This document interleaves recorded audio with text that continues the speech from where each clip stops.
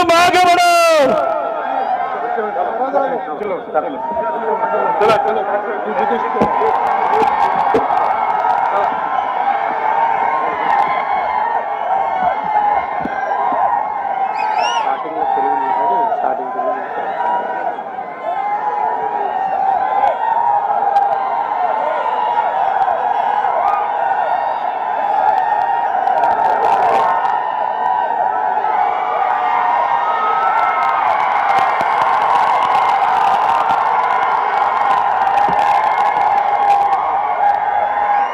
जय भवानी, जय शिवाजी, जय महाराष्ट्र।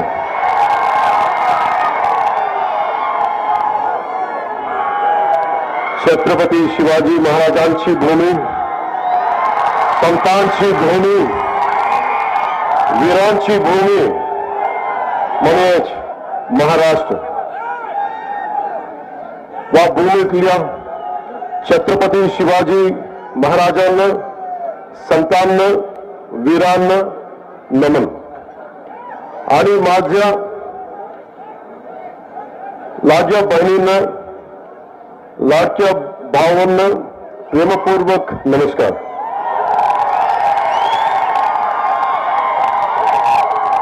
ఇక్కడికి వచ్చిన నా అన్నదమ్ములకి, నా అక్క చెల్లెలకి, సోదరులకి మీ అందరికీ నా హృదయపూర్వక నమస్కారం। ఛత్రపతి శివాజీ మహారాజ్ నేల మీద అడుగుపెట్టినందుకు చాలా ఆనందంగా ఉంది।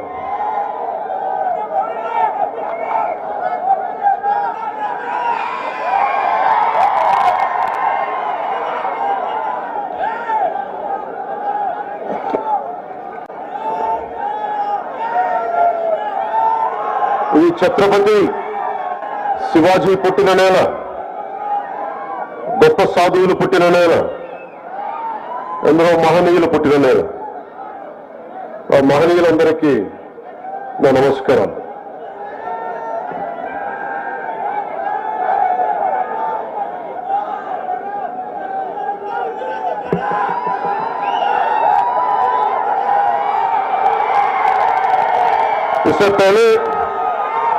इससे पहले कि मैं कुछ बोलूं, मैं आप सबसे क्षमा चाहता हूं। मैं मराठी बोलने का प्रयास कर रहा हूं क्योंकि मैं इस भाषा का सम्मान करता हूं, पर उच्चारण में कोई गलती हो जाए तो उसके लिए मैं क्षमा प्रार्थी हूं। मी मराठी बोलताना चुकलो,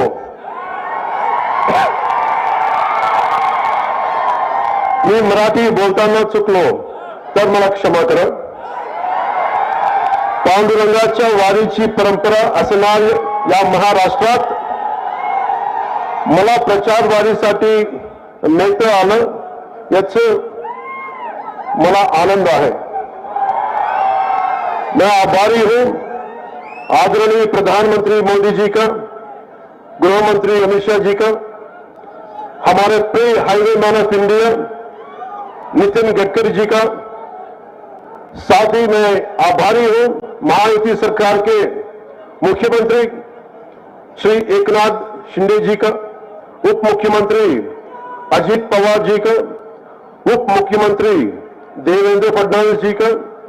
साथ ही मैं आभार व्यक्त करता हूं मंच पे आसीन श्री अशोक चौहान जी को, श्री सत्यकुमार यादव जी को, श्री अजीत गोपचरे,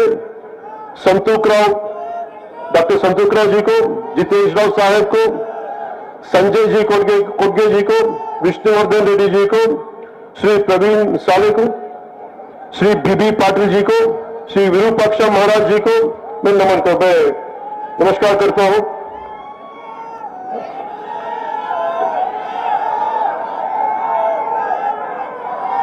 मैं यहां सिर्फ वोट मांगने नहीं आया। मैं आया हूं मराठा वीरों की धरती को नमन करने। मैं नमन करने आया हूं छत्रपति शिवाजी महाराज की उस धरती को जिसने मुझे अधिकारों के लिए लड़ना सिखाया। मैं आभार व्यक्त करने आया हूं उस धरती का जिसने मुझे स्वराज का अर्थ समझाया। मैं नमन करने आया हूं बाबा साहेब अंबेडकर की कर्मभूमि को, राजमाता जिजाबाई के संस्कारों से सींची गई इस धरती को। मैं पिछले 10 सालों में एनडीए के साथ रहा हूं क्योंकि मैं बीजेपी और शिवसेना से, वो भी बाला साहेब ठाकरे जी की शिवसेना के विचारों पे चलने वाला व्यक्ति हूं। शिवसेना और जनसेना दोनों ही सनातन की, शिवसेना और जनसेना दोनों ही सनातन की रक्षा के लिए समर्पित सेनाएं हैं। मुझे बाला साहेब जी से मिलने का सौभाग्य नहीं मिला, पर मुझे अन्याय के खिलाफ लड़ने और डटी रहने की प्रेरणा उन्हें से मिली है। इसलिए मैं इस मंच से उनको, बाला साहेब ठाकरे जी को मैं नमन करना चाहता हूं, जिनसे मुझे जनसेना के 7 मूलभूत सिद्धांतों में, जनसेना के 7 मूलभूत सिद्धांतों में से एक सिद्धांत प्रांतीय हित के ध्यान में रखते हुए राष्ट्रहित की भावना, प्रांतीयवादाన్ని విస్మరించని జాతీయవాదం, ఇది శివసేన అధినాయకుడు హిందూ హృదయ సామ్రాట్ बाला साहेब ठाकरे गांधी నేర్చుకున్నాను। बाला साहेब ठाकरे जी से मैंने सीखा निडर होकर अपनी बात रखना, बेबाक रहना, अपने सिद्धांतों पे अड़िग रहना बिना किसी राजलोभ के। ఇది మీకోసం తెలుగులో చెప్తాను।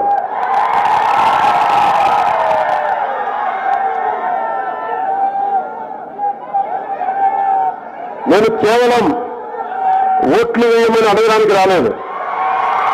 ఎందరో మహనీయులు పుట్టిన ఈ మహారాష్ట్ర నేలపై నాకున్న గౌరవాన్ని తెలుపడానికి వచ్చాను। ఛత్రపతి శివాజీ పుట్టిన నేల, మన హక్కుల కోసం పోరాడటం నేర్పిన నేల, అలాంటి నేలపై నాకున్న గౌరవాన్ని తెలపడానికి వచ్చాను। స్వరాజ్యం అనే పదానికి అర్థం తెలిపిన గొప్ప నేలపై నాకున్న గౌరవాన్ని తెలియజేయడానికి వచ్చాను। బాబాసాహెబ్ అంబేద్కర్ కర్మభూమిగా నిలిచిన ఈ గొప్ప నేలపై నాకున్న గౌరవాన్ని తెలపడానికి వచ్చాను। రాజమాత జిజాబాయి నేర్పిన విలువలతో నిండిన ఈ గొప్ప నేలకు మనస్ఫూర్తిగా నమస్కరించడానికి వచ్చాను।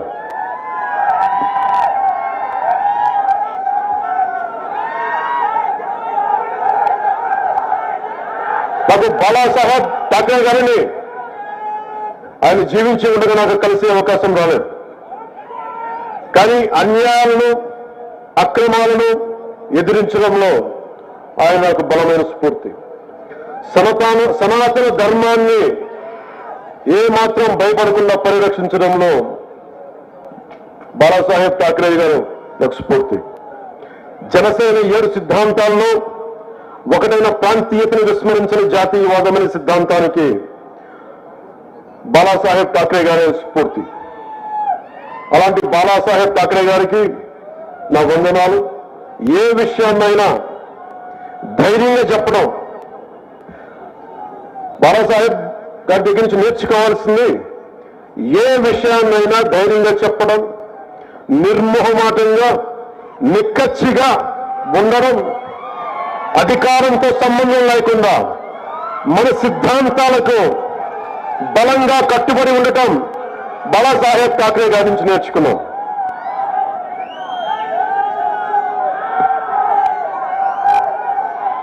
मैं पिछले दशक में जब मुड़कर देखता हूं तो मुझे दिखाई देता है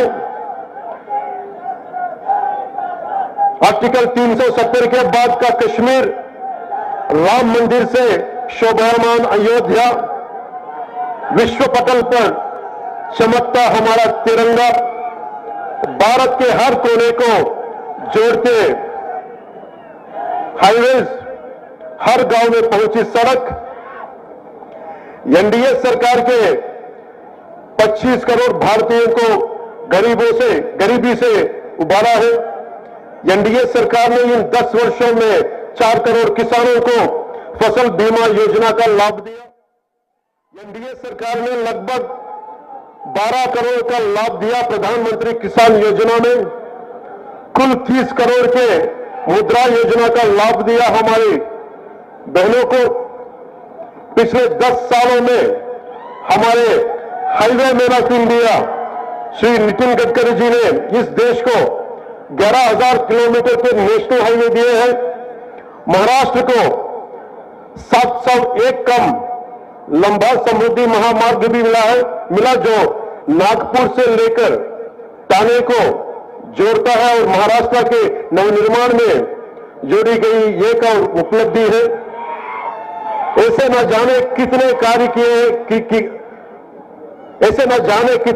किए गए हैं और किए जा रहे हैं जो महाराष्ट्र को 2038 तक $1 ट्रिलियन की आर्थिक व्यवस्था बनाएंगे और महाराष्ट्र भारत को $5 ट्रिलियन के साथ विश्व की तीसरी सबसे बड़ी अर्थव्यवस्था बनने में महत्वपूर्ण योगदान देगा।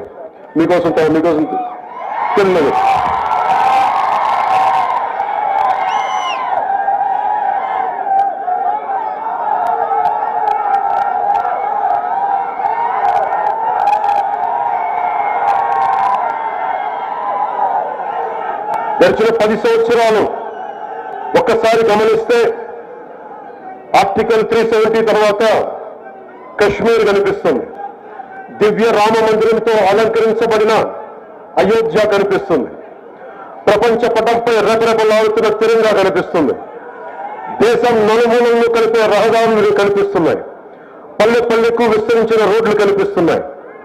గడిచిన 10 ఏళ్లలో ఎన్డీఏ ప్రభుత్వం 25 కోట్ల భారతీయులను పేదరికం నుండి విముక్తి చేసింది, 4 కోట్ల రైతులకు పంట బీమా అందించింది, పీఎం కిసాన్ ద్వారా 12 కోట్ల మందికి లబ్ధి చేకూరింది. అలాగే ముద్రా యోజన ద్వారా దాదాపు 30 కోట్ల మంది ఆడబిడ్డలకు చేయూతనిచ్చింది. గత 10 ఏళ్లలో highway man of India Nitin Gadkari గారు మన దేశానికి దాదాపు 11,000 కిలోమీటర్ల రహదారులు అందించారు. మహారాష్ట్రలోనే నాగ్పూర్ నుండి ఠాణే వరకు 701 కిలోమీటర్ల సమృద్ధి మహామార్గం నిర్మించారు. ఇది మహారాష్ట్ర నవనిర్మాణంలో కీలక ఘట్టం. 2028 లోపు మహారాష్ట్రను 1,00,000 కోట్ల ఆర్థిక వ్యవస్థగా తీర్చిదిద్దేందుకు ఇలాంటి ఇంకెన్నో గొప్ప అభివృద్ధి కార్యక్రమాలు చేపడుతున్నారు. భారతదేశాన్ని 5 లక్షల ట్రిలియన్ల జీడీపీతో ప్రపంచంలోనే 3వ అతిపెద్ద ఆర్థిక వ్యవస్థగా మార్చడంలో మహారాష్ట్ర కీలక పాత్ర పోషించబోతుంది. ఇలాంటి తరుణంలో మన డేగ్లూర్ నియోజకవర్గ అభివృద్ధి చాలా కీలకం.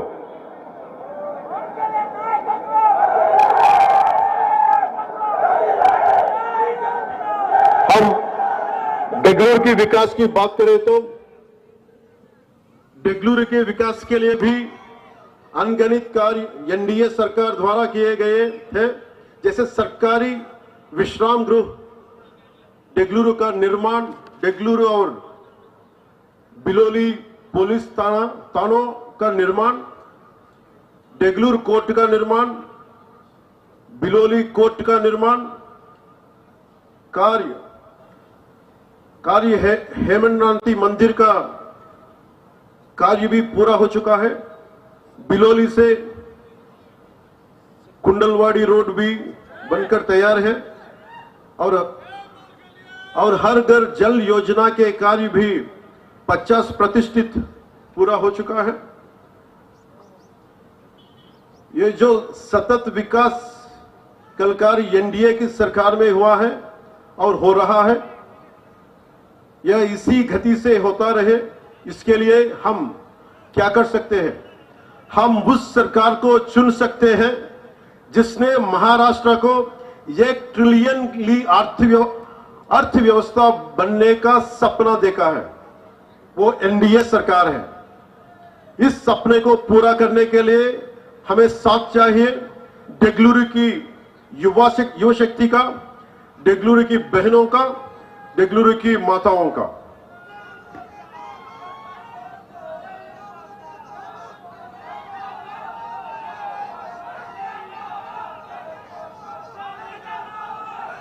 డెగ్లూరు నియోజకవర్గంలో ఎన్డీఏ ప్రభుత్వం ఎన్నో అభివృద్ధి కార్యక్రమాలు చేసింది. ఎన్డీఏ ప్రభుత్వంలో ప్రభుత్వ విశ్రాంతి గృహం, డెగ్లూరు బిలోలి పోలీస్ స్టేషన్ నిర్మాణం, డెగ్లూరు కోర్టు నిర్మాణం, బిలోలి కోర్టు నిర్మాణం, హేమంత్ పంతి ఆలయ నిర్మాణం, కుందల్వాడి నుండి బిలోలి రోడ్డు మార్గం కూడా నిర్మాణం పూర్తయింది. అలాగే హర్ ఘర్ జల్ యోజన పథకం కింద 50% పనులు పూర్తయ్యాయి. డెగ్లూరు నియోజకవర్గంలో ఇదే వేగంతో అభివృద్ధి కొనసాగాలంటే మనం ఏం చేయాలి? మహారాష్ట్రను 1,00,000 కోట్ల ఆర్థిక వ్యవస్థగా మార్చాలని సంకల్పంతో ఉన్న ప్రభుత్వాన్ని ఎన్నుకోవాలి. ఈ కల సాకారం కావాలంటే ఎన్డీఏకు ఇక్కడున్న యువత, డెగ్లూరు యువత, డెగ్లూరు ఆడబిడ్డల మద్దతు, డెగ్లూరు ప్రజల సహకారం కావాలి.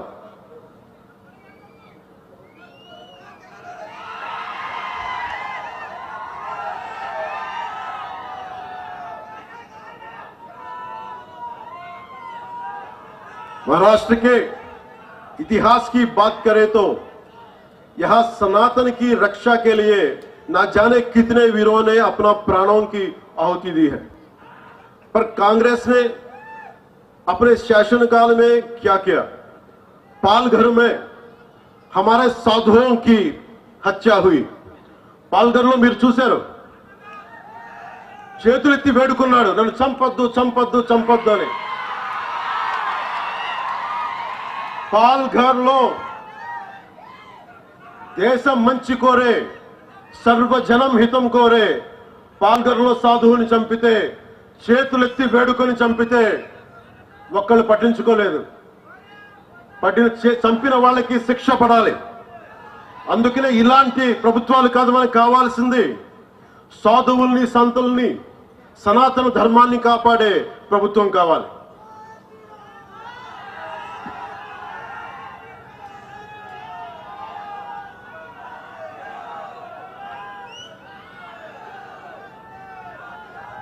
आपको याद है पालघर में हमारे साधुओं को कैसी हत्या हुई, और विशालगढ़ के ऐतिहासिक किले पर, మీకు విశాల్గఢ్ కిల్లా తెలుసు కదా మీకు, అది అన్యాక్రాంతం అయిపోయింది. ఆక్రమణదారులు దాన్ని కైవసం చేసుకున్నారు. శివాజీ పోరాడింది వీరి మీదే, కానీ ఈ రోజున మళ్ళీ ఇంకోసారి పోరాటం చేయాల్సిన పరిస్థితి. और विशालगढ़ के ऐतिहासिक किले पर अतिक्रमण हुआ, और यह मुद्दा धर्म से नहीं जुड़ा बल्कि शासन की लापरवाही और एक वर्ग विशेष को नाराज ना करने की आदत के कारण पैदा हुआ समस्या है. अधिकारियों ने इसकी सुरक्षा क्यों नहीं की? मराठों द्वारा बनाए गए दुर्ग केवल वास्तुकला के नमूने नहीं है, बल्कि भारत के संरक्षक, सनातन धर्म के संरक्षक है.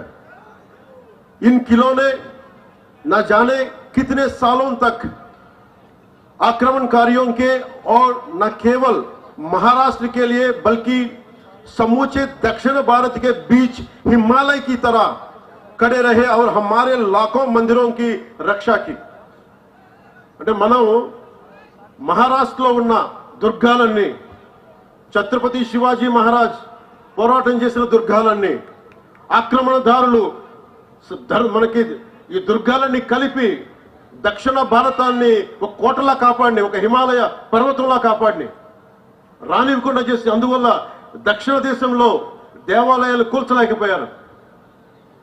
దానికి మనం మహారాష్ట్ర నేలకి, ఈ కోటలకి, ఈ ఖిల్లాలకి, ఛత్రపతి శివాజీ మహారాజ్ ధైర్యానికి, మహారాష్ట్ర నేలకి, మహారాష్ట్ర వీరులకి నేను శిరస్సు ఉంచి నమస్కరిస్తున్నాను.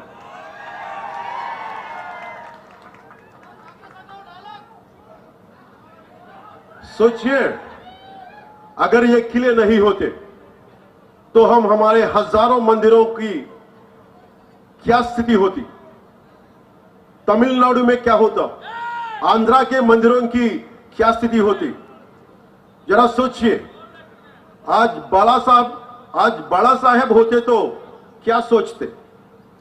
बाला साहेब ठाकरे जी चाहते थे एकजुट भारत, एकजुट भारत, నిలబడి ఉన్న భారతం, కలిసికట్టుగా ఉన్న భారతం. అంతే, బాళాసాహెబ్ ఠాకరే కోరుకున్నది కలిసికట్టుగా ఉన్న భారతం, ఒక్క భారతం, ధైర్యంతో కూడిన భారతం, పౌరుషంతో ఉన్న భారతం, సాహసంతో ఉన్న భారతం.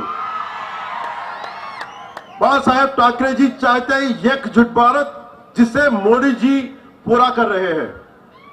वो चाहते थे राम मंदिर, जिसे एनडीए ने पूरा करके दिखाया. उनकी हर इच्छा को पूरा करने में लगी है एनडीए सरकार. शिवरायांनी सांगितले होते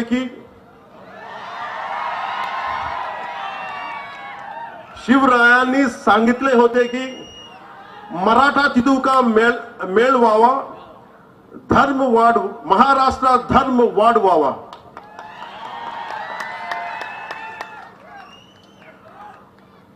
अब ये महाराष्ट्र की जनता निर्णय लेगी कि हम बटना है और कमजोर होना है. मन विडिपोवाला, बलहीन अव्वाला, या जुड़ना है और मजबूत बनना है. हम बटना है और अपने अस्तित्व को खतरे में डालना है, या जुड़ना है और उज्जवल भविष्य बनना है. हमें बटना है और अराजकता की फैलने देना है, या जुड़ना है और जन कल्याण विकास की तरफ बढ़ना है. మనం ఆలోచించాల్సింది, దేశాన్ని చాలా కష్టపడి సాధించుకున్నాం.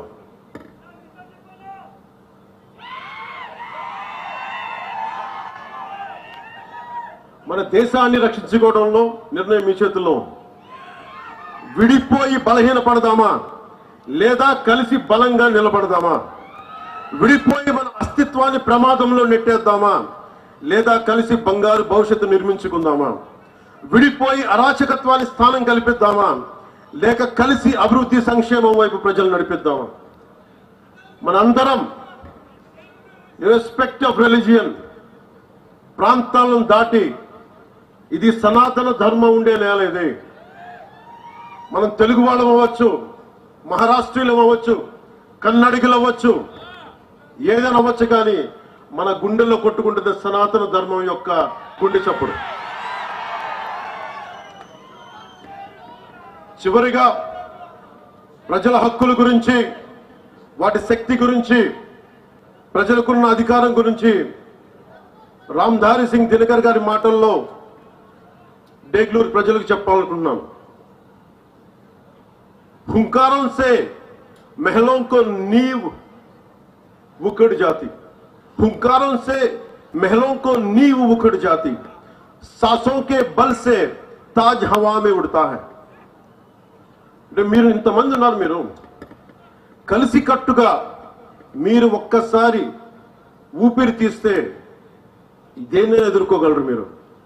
మీరు కలిసికట్టుగా ఒక్క బలమైన నిశ్వాసం వదిలితే తలలకి పెట్టుకున్న మహారాజుల కిరీటాలు కూడా ఎగిరిపోతాయి. అదే మహారాష్ట్ర నేల చెప్పింది. जनता की रोके राह समय में ताऊ कहां, जनता की रोके राह समय में ताऊ कहां, वह जिधर चाहती काल उधर ही मुड़ता है, काल उधर ही मुड़ता है. ఇది నీకోసం నేను ఎంత ప్రయత్నం చేశానంటే, నా జీవితంలో ఎప్పుడు నేను ఏది అవ్వాలని ప్రయత్నం చేయను. నా డిప్యూటీ సీఎం, నా పొలిటికల్ లీడర్, డెస్టినీ, కాలం, ఫేట్ ఇక్కడ తీసుకొచ్చి పెట్టింది. భారతదేశం కోసం పనిచేసే శక్తిని మన సనాతన ధర్మం ఇచ్చింది. సో మీ అందరికీ నా విన్నపం,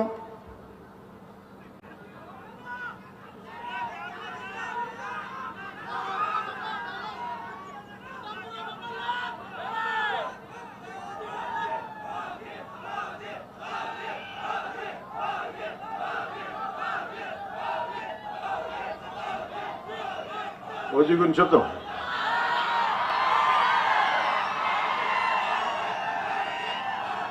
మీకు సినిమా గురించి చెప్తాను.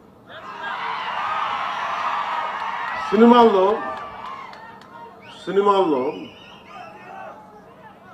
పోరాటం చేయడం, గొడవ పెట్టడం ఈజీ.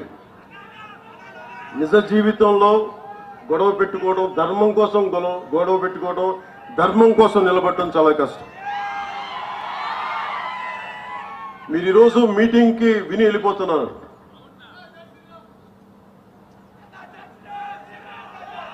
రామనామం లేకుండా ఏ హిందూ గుండెలో రామనామం లేకుండా ఉంటుంది.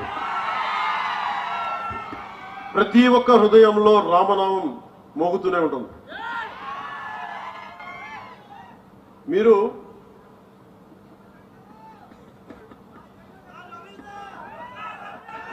ఇందాక చెప్పిన రామ్ధారి సింగ్ దినకర్ గారిది ఆయన చెప్పేది, మనందరి శక్తి లేదనుకుంటారు. ఈ రోజున ఒక పవన్ కళ్యాణ్ కాదు, అశోక్ చవాన్ గారు కాదు, ఇక్కడున్న నాయకులు కాదు, మీరు బలంగా అనుకుంటే, ఆమ్ జన్ అంటాం కదా, మీరు సామాన్య మానవులు అనుకుంటాం. నేను సామాన్యుడిని, నేను మీలాగే వచ్చాను. నా దేశం కోసం నిలబడాలి, మన సనాతన ధర్మం కోసం నిలబడాలి, పోరాడాలి. అది ఇక్కడ తీసుకొచ్చింది. సో రామ్ధారి సింగ్ దినకర్ గారు చెప్పింది, राष्ट्र कवि कहते हैं, जनता या आम जन के हुंकारों से, उसके उग्र रूप से, आम जन की ललकार से सामान्य भवन तो क्या, बड़े बड़े मजबूत महलों की नींव भी उखड़ जाया करती है. जनता में इतनी अधिक शक्ति निहित होती है कि उसके सांसों की तेजी से राज सत्ता के मुकुट हवाओं में ఊడిగయా కడితే. మీరు నిజంగా ఒక్కసారి మీరు ఎంత నిద్రాణమైన శక్తి ఉందంటే, మీరు బయటికి వస్తే మహామహులు పెట్టుకుని ఈ దేశాన్ని విచ్ఛిన్నం చేద్దామని హైదరాబాద్ నుంచి వచ్చే 15 నిమిషాలు ఇవ్వండి, హమ్కో 15 మినిట్ డీజే, అలాంటి వాళ్ళందరికీ కూడా వాళ్ళు హైదరాబాద్ నుంచి వచ్చి, ఓల్డ్ సిటీ నుంచి వచ్చి ఇక్కడ చెప్తా ఉంటారు కథలు. ఒకసారి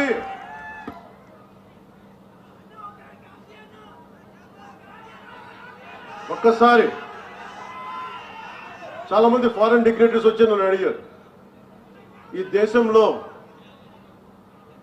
మైనారిటీలు బాధపడుతున్నారు, భయపడుతున్నారు నరేంద్ర మోదీ గారి నాయకత్వంలో, భారతీయ జనతా పార్టీ నాయకత్వం అంటే. నేను ఒకటే చెప్పాను, హైదరాబాద్ లో కూర్చొని, పాత బస్తీలో కూర్చొని పోలీసులు 15 నిమిషాలు కళ్ళు మూసుకు కూర్చుంటే హిందువులకు మేమేంటో చూపిస్తాం. నాకెవరో చెప్పాలనిపించింది, ఇది ఛత్రపతి శివాజీ నేల, ఇలాంటి ధమ్కీలకి భయపడం.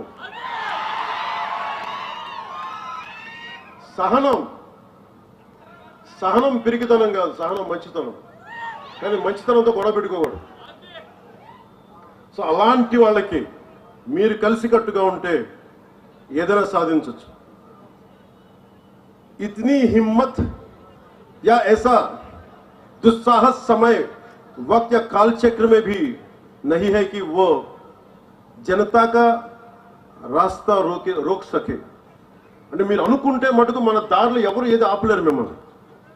काल चक्र या समय की धारा स्वयं उस ओर मुड़ जाती है जैसी जनता चाहती. మీరు ఎలా కోరుకుంటే కాలం అలా మారిపోతే. మీరు భయపడితే సనాతన ధర్మం కోసం మీరు భయపడతారా? సనాతన ధర్మాన్ని రక్షించుకోలేరా? ఈ దేశం ఒకసారి మతపరంగా విడిపోయింది. మతపరంగా విడిపోయింది ఈ దేశం. ఇది సెక్యులర్ కంట్రీ. ఇది సనాతన ధర్మాన్ని బలహీనమైన ధర్మం కాదు, అది చాలా బలమైన ధర్మం. భరిస్తాం, ఆలోచిస్తాం, సహనంతో ఉండమని చెప్తాం. కానీ హైదరాబాద్ నుంచి వచ్చి మేము వస్తాం, చూస్తాం, చేస్తామంటే అక్కడ దాకా అవసరం లేదు. ఏ తోడినా పోడినా ఏ జరుగుతున్నాయినా చాలా సింపుల్ గా ధైర్యంగా, ఇది మన నేల, ఎక్కడికి పారిపోతాం?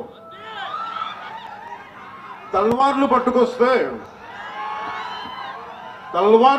వస్తే చేతులు కట్టుకొని కూర్చుందాం. ఎవరికి దమ్ముంది చేయడానికి? ఇది మీరు ఆలోచించండి.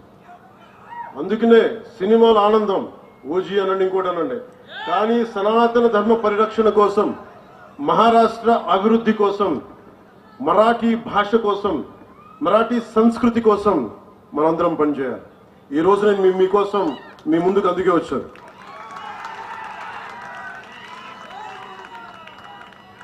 సో నాతో పాటు శ్రీ అజిత్ గోప్చడే, మాన్యవర్ శ్రీ అజిత్, డాక్టర్ అజిత్ గోప్చడే, అలాగే నాందేడ్ లోక్సభ సీట్ నుంచి డాక్టర్ సంతూక్రావ్ హంబర్డేజీ వారు పోటీ చేస్తున్నారు. శ్రీ జితేష్ రావు సాహెబ్ డెగ్లూర్ అసెంబ్లీ నుంచి బీజేపీ అభ్యర్థిగా పోటీ చేస్తున్నారు. వారికి అఖండ విజయం ఇవ్వాలని మనస్ఫూర్తిగా మీ అందరినీ కోరుకుంటున్నాను.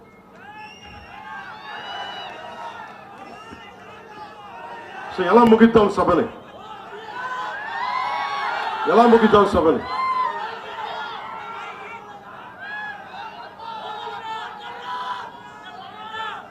జై శ్రీరామ్తో ముగిద్దామా? భారత్ మాతాకితో ముగిద్దామా? దేంతో ముగిద్దాం?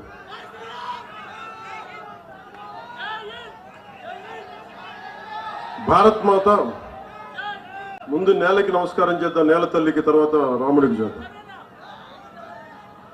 భారత్ మాతా की जय, भारत माता की जय. जय महाराष्ट्र, जय भारत, जय श्री राम, जय हिंद.